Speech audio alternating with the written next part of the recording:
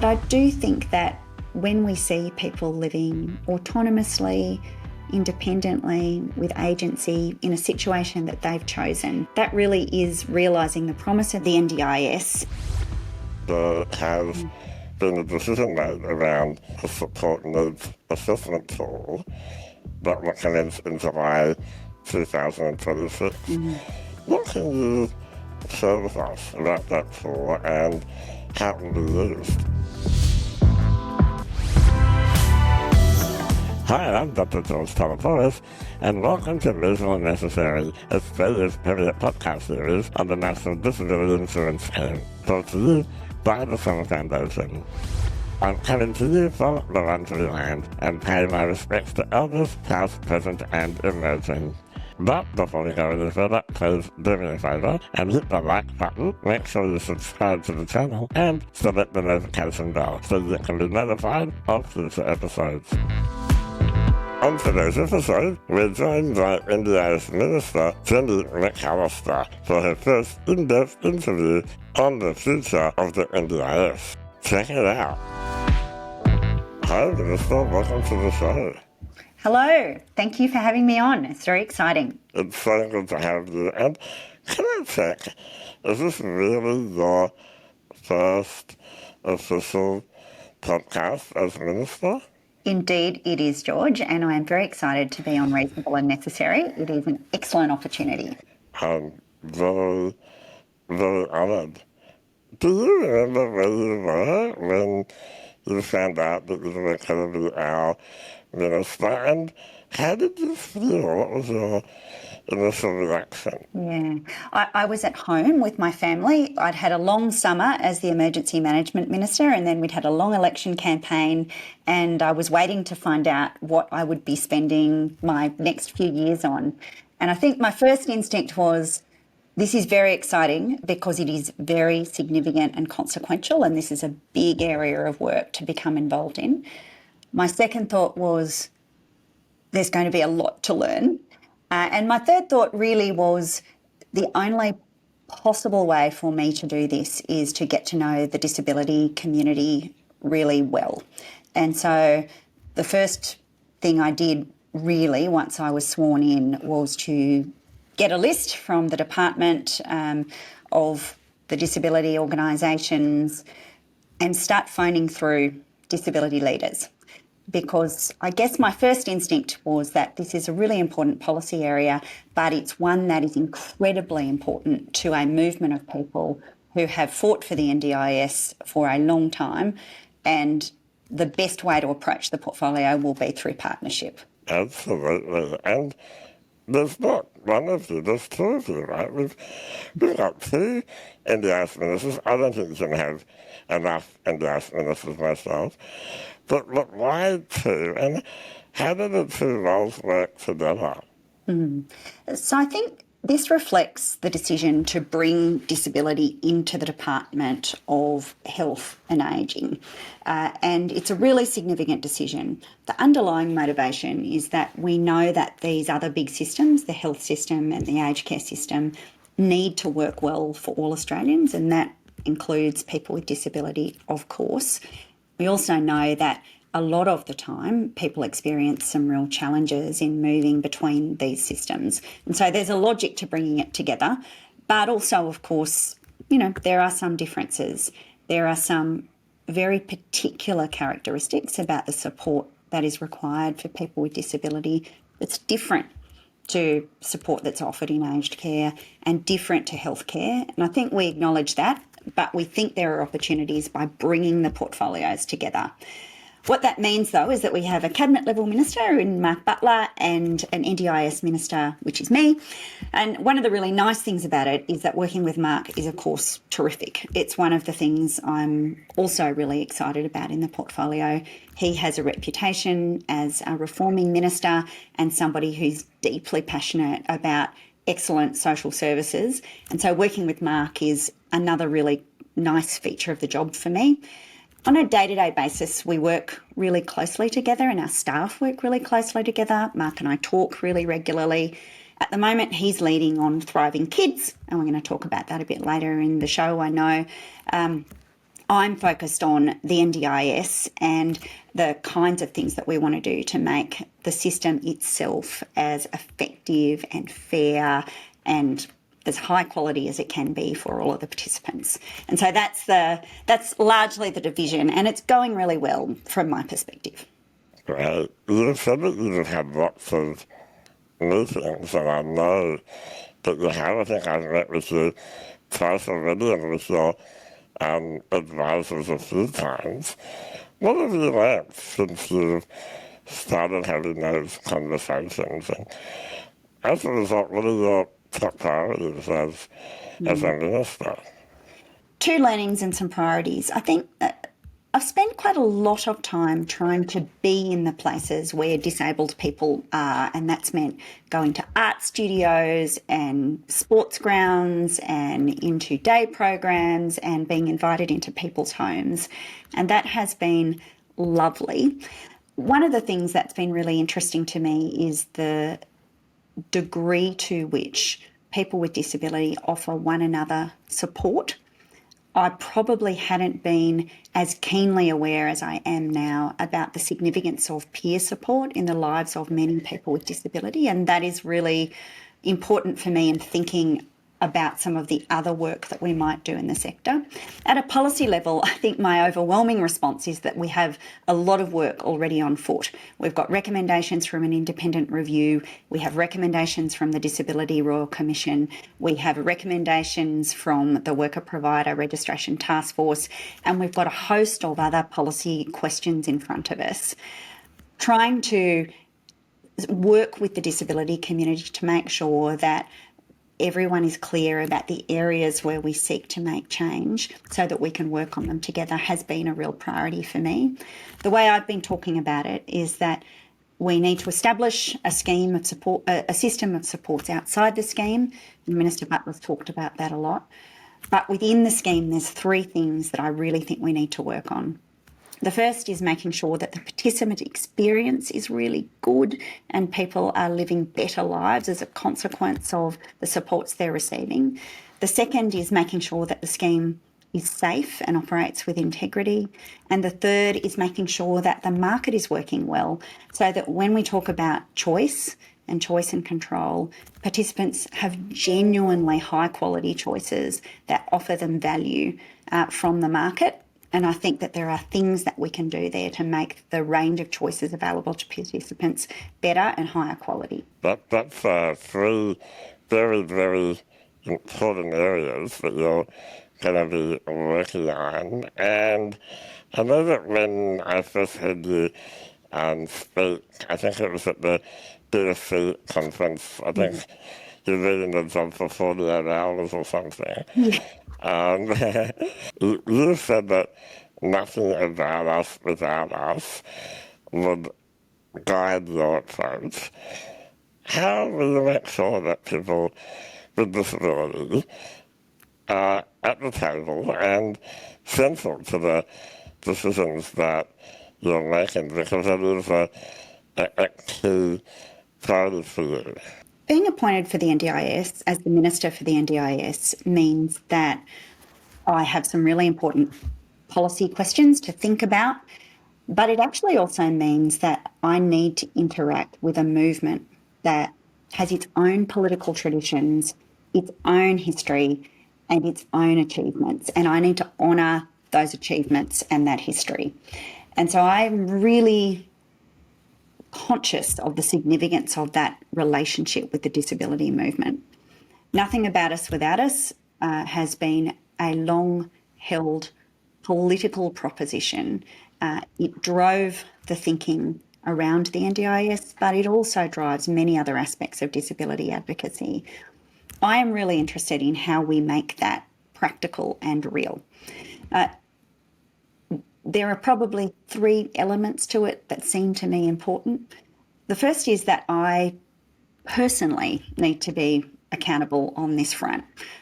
I think it's really important for me to be available, accessible, engaged with disability leaders and with the disability community more generally. Secondly, there are some really important institutional arrangements that we should respect and reinforce. I'm thinking here of the role of the disability representative organisations. I'm thinking about the Independent Advisory Committee to the NDIA. I'm thinking about the Reform Advisory Committee, which El Gibbs and Jugi have agreed to chair. All of these institutions are really important. I've made time to engage with them so far, and I intend to continue to do that. I think the third really significant area is co-design. And people talk a lot about co-design, but actually doing it is very challenging. It's challenging for governments, but it's also challenging for communities because it requires skill and patience and time. And I'm really pleased that this has been such a focus for the disability community and for the NDIA over time. I want to keep working on that and making sure that all of us lift the skills and the commitment and the energy that's dedicated to co-design. It's actually a really challenging but potentially immensely rewarding way to develop policy and program design, and I think that we can get a lot out of it when we do it well. As someone that's been involved in a lot of the work, I can't agree with you more about how important it is for the community and for government. So I hope we can do more of that. I want to turn to an announcement that happened very recently, and that is that there has been a decision made around the support needs assessment tool that will commence in July 2026. What can you share with us about that tool and how it will be used? So we want the planning experience to be a positive experience for people, and we've recently announced that we'll be partnering with the University of Melbourne and the Centre for Disability Studies to implement a new tool within a new framework planning approach. And so the tool that's going to be used is the Instrument for the Classification and Assessment of Support Needs, which is a very technical name for the term. But really what it is an opportunity for a structured conversation during the planning process. What we expect is that an individual participant will have a chance to have a conversation using the tool to answer questions about their own circumstances, their own support needs and their goals, and that will be the foundation for building a plan.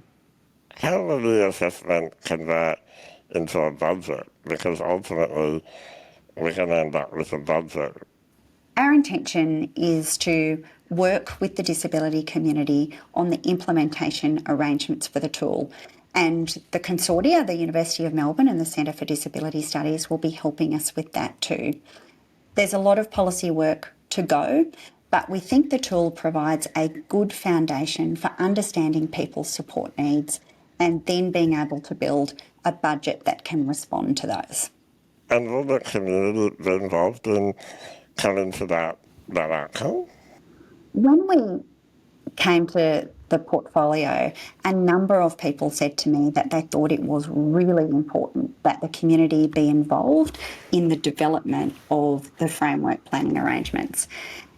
And so we've been really careful to make sure that there is time for this to happen. Now that we've confirmed the procurement for this tool, we're going to be able to work with the disability community to make sure that we can really ground truth it and road test it before we begin. I think the other thing to know is that even when use of the tool commences, it won't be for all participants all at once. It'll be a staged rollout over a number of years that will allow the NDIA to incorporate some of the lessons and adjust as they go to make sure that we're getting good outcomes for participants through this new approach.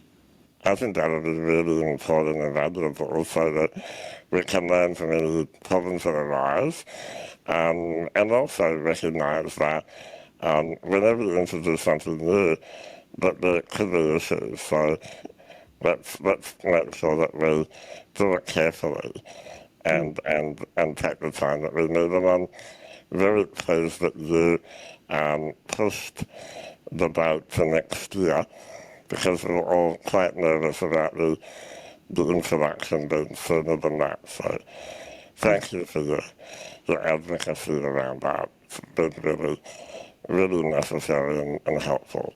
Well, George, the advocacy actually came from the disability community to me, and I am really grateful for the way that so many of the DROs have worked with me in the time since I came into the portfolio. I think we've established a trusted way of working together, and I really appreciate the work that they do, talking with community and then bringing those thoughts and those ideas and those priorities to me as a representative of the government. That's what I hope it will look like for the remainder of the term and while I'm in this portfolio. 100%. Thank you, Minister. I'd like to talk to some of the announcements that Minister Butler made.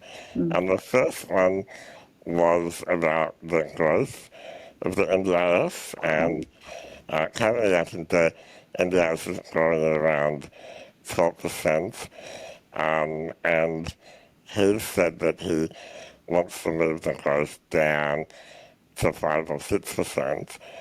How does the government plan to get there? It's really important that the scheme is sustainable. And it's one of the points that I think is made very well by the independent review of the NDIS. Scheme sustainability is linked to scheme longevity, and we want the NDIS to be on for the long term. So we came to government, the scheme was growing at around 20% a year. That's plainly not sustainable. It's now growing at, I think, something like 10.8%, and our goal is to get it to 8% in the coming years. The point Minister Butler was making is that a mature scheme should probably be growing at around 5 or 6%. It's not a fixed number, but based on population growth and growth in price and inflation, that would seem about a reasonable number. He's clear that that's work that we need to do in the future with the states and territories, with the community. But I think he was just pointing to the fact that there is more that we can do, but that he's determined that we're going to do it together.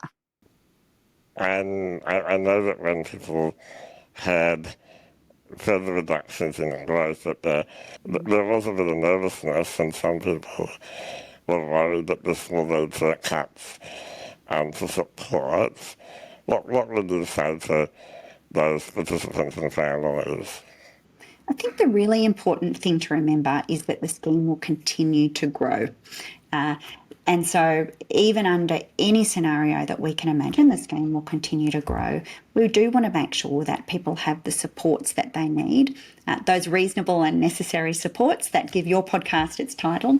But we also want to make sure that it's sustainable. Part of that is about making sure that the NDIS isn't the only lifeboat in the ocean, that there is a system of supports sitting outside the NDIS that can support the disability community, including the millions of people who live with disability but are not themselves on the scheme.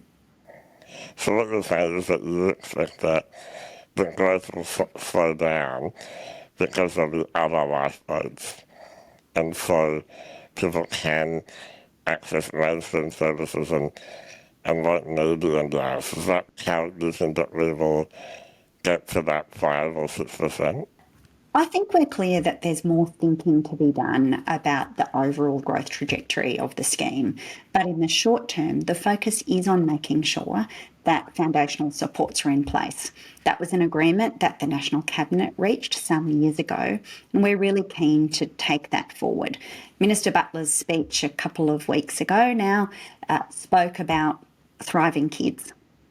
It's the place where the states and territories said that they too wanted to start looking for opportunities to provide better supports for children outside of the scheme. And again, this responds to the findings of the independent review of the NDIS. They told us, and they heard, I think, from many in the community, that the current system of individualised supports doesn't work all the time for all children and might indeed have some unintended consequences in terms of the way that children are experiencing school or experiencing other aspects of their social life. And so the goal in establishing a second tier, another layer of support is to make sure that we're offering families a more straightforward, easier, timely way to access support, because we know that we can do better for many of these children. Thank you, Minister. I think that there's a real need to improve understanding about what's being proposed, and also to address a question that I'm hearing is, how do we make sure that kids don't fall through, the cracks between the two systems? How do we make sure that doesn't happen? Because I think that the Minister said that it will be established very soon. But that's a lot of work, and people are concerned that it might not happen on time, and in the meantime, some people could miss out. I think Minister Butler describes it this way. He says, we don't want anyone to fall between two stools. And he went on to talk about the fact that we don't want to make significant changes to access until we've got these other systems in place. But you're right that it's really ambitious. Minister Butler's speech talked a bit about some of the levers that the Commonwealth might be able to use to put a system in place. And he was talking a little bit about some of the Medicare arrangements, some of the primary health facilities that could be used to provide support to kids. But we know the states and territories have a role to play here too. They've been thinking carefully about the kinds of capabilities they've got in their jurisdictions, and we're keen to work with them to set up an ecosystem of supports that can work really well for kids and also for their parents. Yeah, that would be very important. Thanks, Minister. I'd like to turn now to the important issue of people being forced to live in group homes. And I know that you met recently Ben and visited his house, and he was stuck in that group home for over 20 years. And then maybe you can tell Ben's story. Yeah, I was so grateful to Ben and Colleen for having me over to their place. It was a really terrific visit. And I think some of your listeners will have seen Ben and Colleen talking about their story in the Australian newspaper recently as well. But essentially, Ben did spend a lot of years living in a home with, I think, 3 or 4 other residents. I don't think he liked it very much. And he worked with Milparinka to explore a different kind of living option for himself. He now lives with Colleen. She's his flatmate. They live in a unit block that's got about 70 units. And Ben also receives some other support from some of the support workers who are on site in that same building. It was really nice being with them together. They talked a lot about what they enjoy about one another's company, how they spend time playing music, cooking, talking. And when we finished our conversation, Ben was off down the markets to do some shopping. And it was really obvious to me that this had been a really positive change for him. He'd worked with a provider to set up the circumstances that were really going to help him grow in the direction that he wanted to grow and have some of the independence that he really craved. And I was just really happy to see that working out so well for him, and also very grateful to him for being willing to talk with me so openly about it and to invite me into his house. I do think that there are lots of things that we can do to make these arrangements more available for people.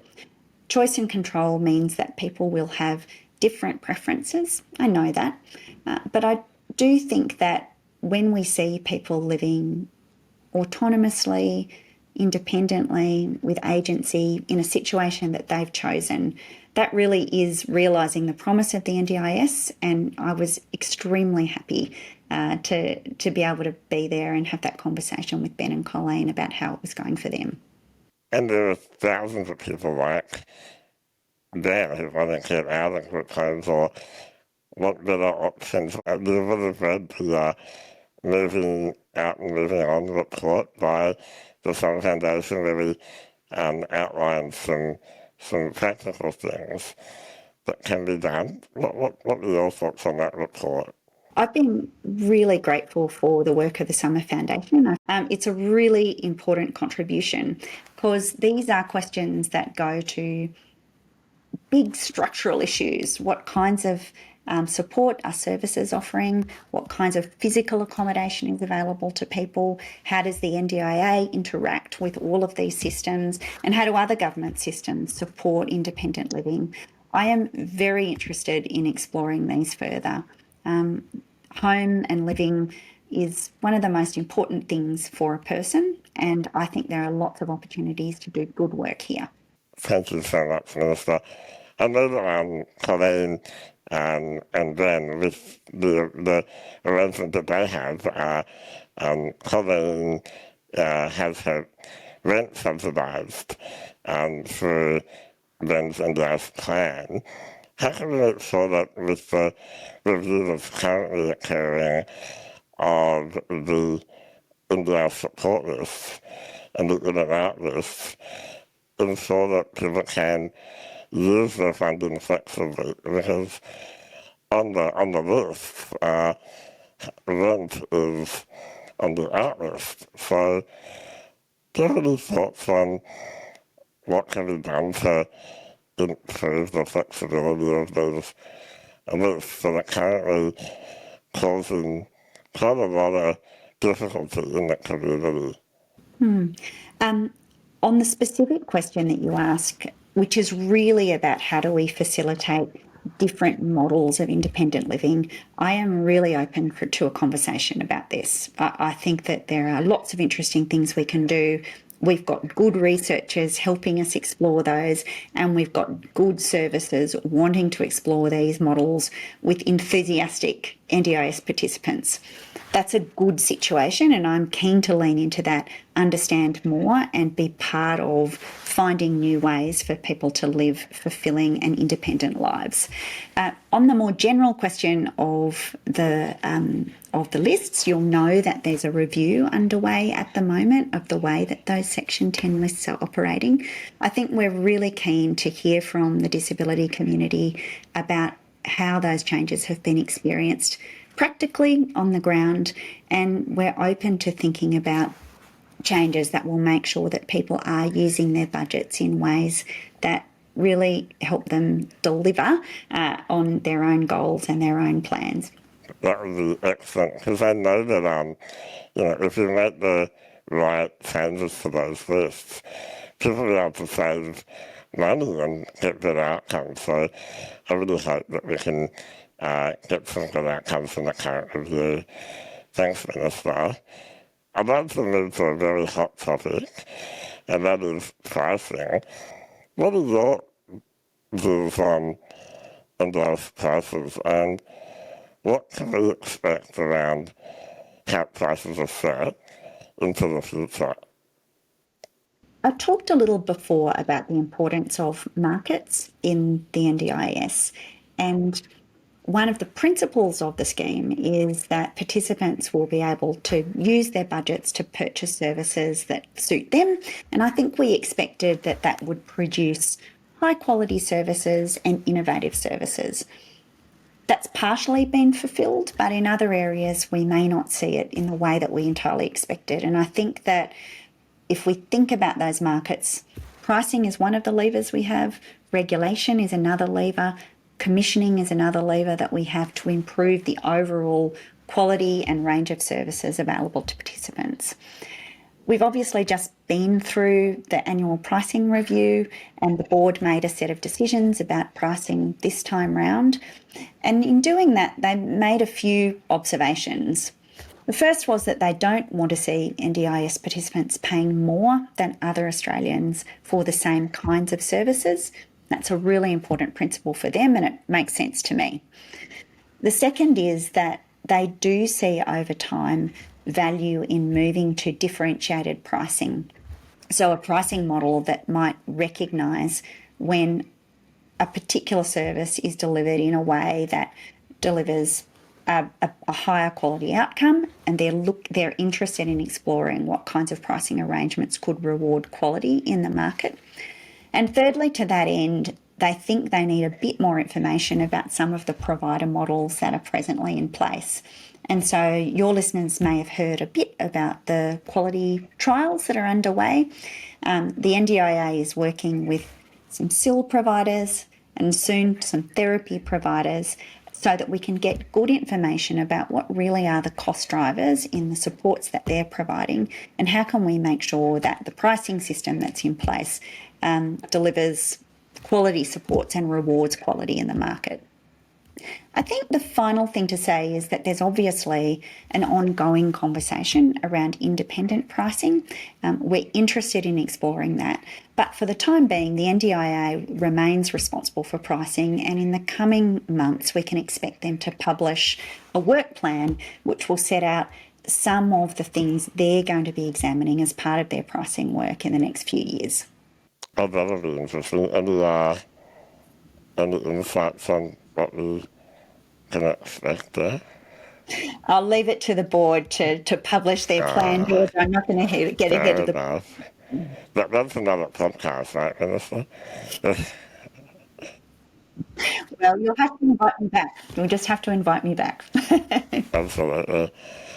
The provider and worker registration task force is headed up by one of my favourite people in the world, Natalie Wade, recommended a self-directed support registration category so that we can continue to choose the support system, and so we're not forced to use registered providers.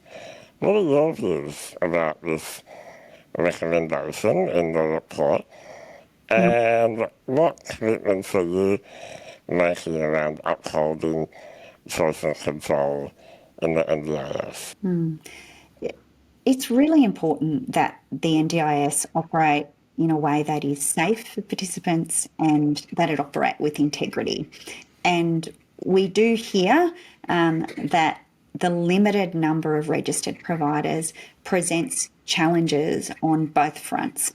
So I am really interested in the work that's been done by the Provider Worker Registration Task Force, and also in the consultative work that the Commission is doing about what they might do to implement those arrangements. I know that the question about mandatory registration can be sensitive for parts of the community, and I think the task force did some very clever thinking about what might be possible for people who are self-organising.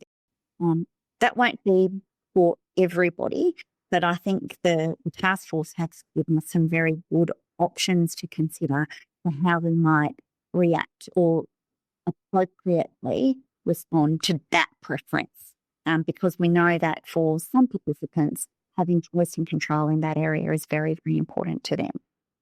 100%. You're my fourth minister that I'm interviewing. I always ask ministers about the issue of young people in residential aged care. There has been some progress in that area, but there was a target that by 2025, which is now, there will be no young people being forced into residential aged care. There's still 200 younger people entering residential aged care every year. Do you have any strategies around that? This is a really important area of reform, and I do think we have seen really good progress. So particularly for people under 45, we are seeing some very, I think, encouraging improvements. So I think the most recent data has just 11 people under 45 in aged care, and that's a very good outcome.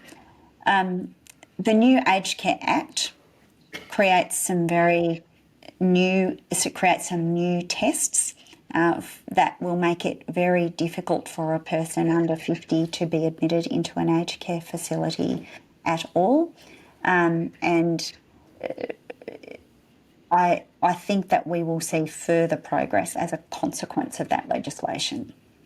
We'll keep reporting on this. This is a really important area of policy. If there are any unintended consequences from those legislative reforms, we then, of course, have a chance to come back round and make any further adjustments. But this is an area where we do need to retain focus, and I think it's really pleasing that we've seen the progress that we have.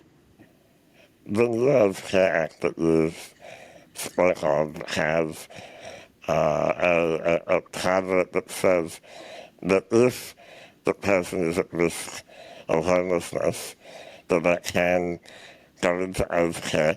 Is there a risk that that might be a back door to pushing more people in? I don't expect so, but as I said, we'll keep monitoring this data. We'll keep watching it carefully, and if we do see an unintended consequence of that kind, then we'd make the adjustments that were necessary. Our policy intent remains as it has been, that we do want to see young people living in appropriate living environments, and we don't think aged care facilities meet that test. Absolutely, I agree with you on that for sure. We've covered a lot of ground. I do have one to ask you. There are many NDIS participants and family members that are listening, and providers, even NDIS staff, apparently they love our show. What's your message to them about the future of the NDIS with you as our minister? I am really optimistic about this scheme, and I am very, very honoured to have been entrusted with stewarding it as the minister. This is an incredibly important achievement for Australia. It's also a world-leading achievement to have a scheme of this kind. And we have to look after it and protect it and make it the very best that it can be.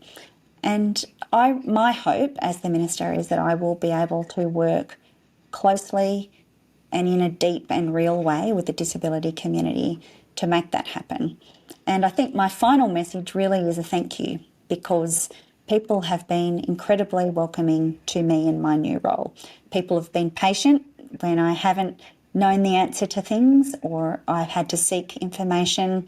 They've been generous, and it's been a really a source of genuine gratitude and appreciation from me that people have been so willing to work with me over the last few months. So you have been very open and very willing to meet with myself and other advocates, and I've been very impressed by your ability to listen, and also I'll follow up when we raise concerns with you. So I really, really appreciate your time, and I also just want to wish you the best of luck. I think that you've got a really important job in front of you. I think that you're the right person for the job. I've been very impressed by the way you've been working with the community, and I want to thank you deeply for your work. Thank you, George. That is terribly kind of you, and thank you for your advocacy too, and actually for all the advocates out there who turn up every day and speak up for their community. That is an incredibly important job to take on and a big responsibility, and I acknowledge that and appreciate it too. Thank you, Minister. I hope this will be the first of many conversations with you for our audience. I look forward to you coming back in the near future. Thank you. Happy to do so, and pleased to be here today too. Have a great day. You too, George. That's all we have time for on today's episode of Reasonable and Necessary. As you know, we love your feedback, so please share your thoughts or questions in the comment section below. Thanks for listening, and until next time, stay well and reasonable.